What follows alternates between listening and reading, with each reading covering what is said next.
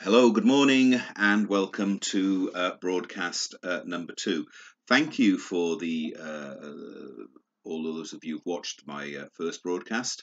Especially thank you to the 3 people who liked it, and a big thank you also to the 1 person who didn't like it. May you burn in hell for eternity. Only joking. I watched it myself. I thought that half an hour was rather too long. So rather than try and deal with 2 topics in each broadcast, what I've decided to do in future is just to deal with 1 topic at a time and to speak for no more than about 15 minutes or so, which is about as long as I can stand watching myself. So probably longer than most of you will be able to do so. Anyway, on to this morning's topic, which is the sponsorship of Newport County. And first of all, I was noticing that Rob Sand had posted up with regard to the back of the shirt advertising that the 2 companies and the supporters club had paid the going rate. I'm sure that's absolutely right. I know a number of people on the boards have expressed a concern about that. I genuinely don't see what the concern is, and if directors of Newport County wish to advertise their companies, pay the going rate for it, then that strikes me as being a perfectly acceptable thing to do. And criticism of that I really think is unfounded. Now, let's move on to the main club sponsor, interbet.com. And let me preface my remarks by saying that I have a bias against gambling companies in general.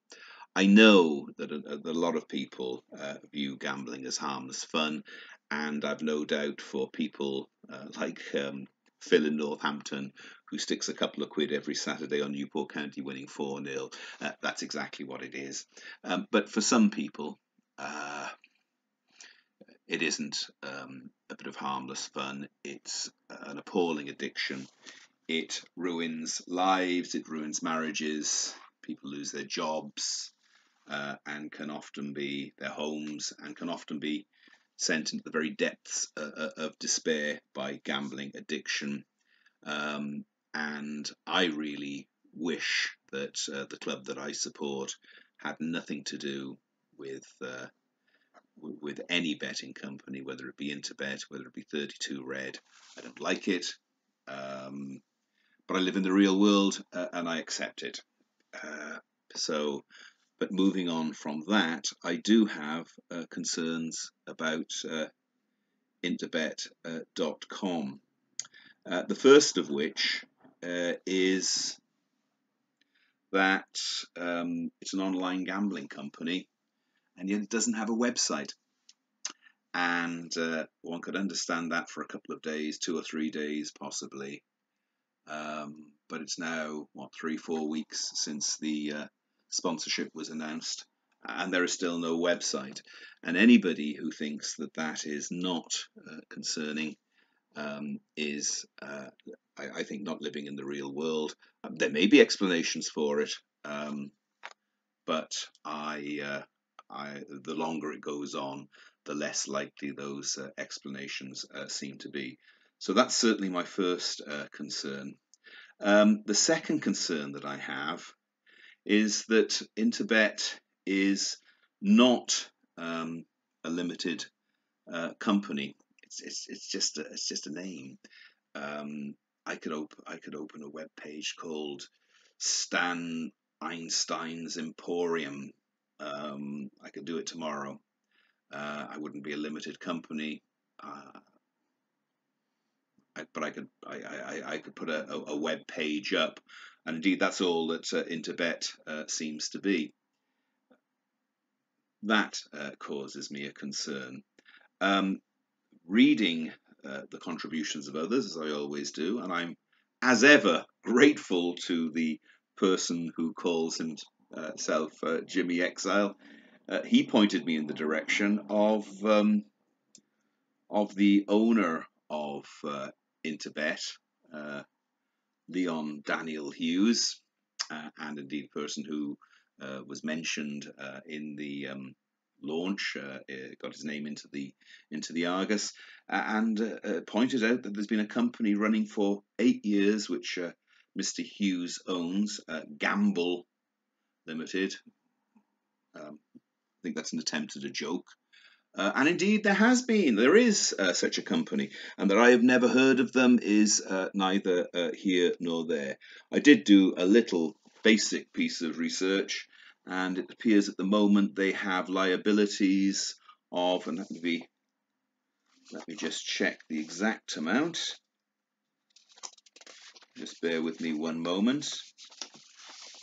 Liabilities of £98,673 and assets of nil. Again, that is not necessarily indicative of a company which is necessarily in trouble, but it would give, and does for me, give a certain cause for concern. But there's a third concern that I have, and it is this. And I have to accept that I was wrong on this matter, wrong twice. First of all, like a number of people, when I first heard of Interbet.com, I went on the internet to see who they were. And I was surprised, but delighted to find out that, well, not delighted, but it would seem relieved to find out that they were, in fact, the biggest bookmakers in Africa, on the continent of Africa. They're based in South Africa. But of course, I was wrong, because that is a company, that is a legitimate company, and is not connected with the Interbet of Mr. Hughes. I was wrong a second time because I've been informed, now whether this is accurate or not, because I stress I've only had this from the one source, and while I trust that source implicitly, that does not mean to say the information was correct. Indeed, the source didn't say it was correct. He said that was what he or she had heard, that £50,000 had in fact been paid to Newport County. But leaving aside whether that is true or not, the difficult, and let's give credit, let's assume that it is correct. The difficulty is this: Interbet Africa may well, and I don't know this is simply my experience as a lawyer, may very well have registered and have an intellectual property right over the name of Interbet. If that is the case, they can stop Mr. Hughes's company trading under that name. There have been a lot of, down the years, a lot of disputes about such names. Generally, as is often the case, the winner of these disputes tends to be the one with the better lawyers who can pay more money, and I suspect the biggest bookies in Africa will have more money than Mr. Hughes. But nonetheless, it tends to be, if you're going to use a name, for instance, if you decided to make chocolate tomorrow and your surname was Cadbury, if you tried to make chocolate and call them Cadbury's chocolates, you would be stopped, because it's very often where you can show that you're trading under a name, somebody else then copywriting that name or attempting to copyright isn't going to be able to prevent you from trading under a name you've always traded under. Posh Spice, Amy Adams or Amy Beckham or whatever her name is, Mrs. Beckham, shall we call her? Amy Adams is somebody else altogether, isn't it? I don't know. Anyway, Posh Spice tried to get Peterborough United to stop them using the term posh, but Peterborough was successful because they were able to say, well, look, we can call ourselves posh since long before you were born. Interbet in Africa have been trading for a long time under the title Interbet, and that would be an explanation, no more than an explanation, for why Interbet, we don't have it up where people can actually place bets. So for that reason, I have difficulties. And of course, we have their names printed on our shirt. We would be party to that. And while I suspect all that would happen would be that we would be told to desist from wearing shirts with Interbet written on them, we would look remarkably foolish if that were to be the case, and it is not something that I would like to see. So for all those reasons, I have very, very serious concerns with respect to the sponsorship that we have. And I have to say that the way that the commercial arm of Newport County is being run at the moment doesn't fill me with confidence, but that's to be dealt with in another topic. So those are my views. The next broadcast that I'm going to do, I will be moving on from that, but still looking at the commercial side of the club.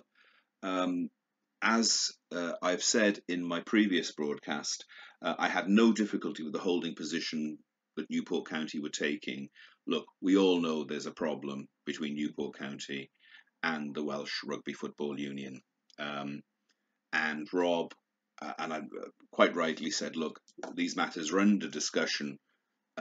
They're at a delicate phase at the moment. And I think that I find a perfectly acceptable thing to say. But as I indicated in my last broadcast, I don't think that's a position that can be held for an overly long period of time. So certainly by about the weekend, I will go through what I think. I'll also read with care what other people have been saying on the boards, where I agree with what people have written, where I disagree with what people have written, and with the reasons for that. And that is this morning's broadcast. You'll be pleased to know at a great length of 12 minutes and 4 seconds at the moment, so somewhat shorter. Hope your week's going well, and talk again shortly. Bye for now.